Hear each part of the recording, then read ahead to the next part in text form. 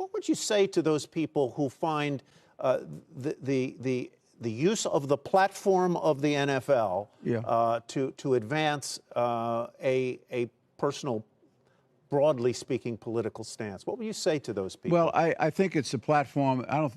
I think it is a platform of the NFL because 70% of our players are African American, and even 100% of our players care about these issues, as do, I would say, 100% of our owners and staffs and coaches, et cetera. But, I think, it's a Second Amendment right. It's an important part of who we are as a country. The ability to protest, I think, has always been important in terms of making changes.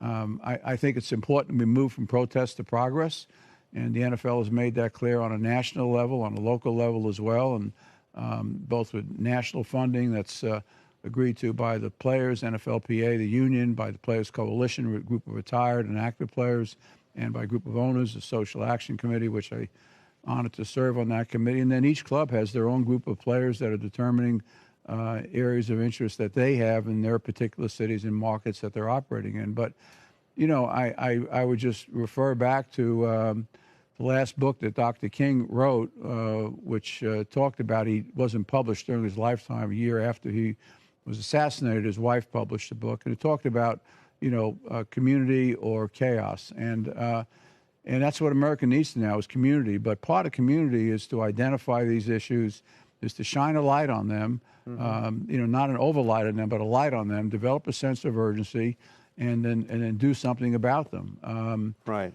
Two of my very dearest friends, one of which just passed away recently, was John Lewis, and a good friend in Atlanta is Andy Young. And separately, within a week of each other, I had a chance to speak to them both, and they both said the same thing.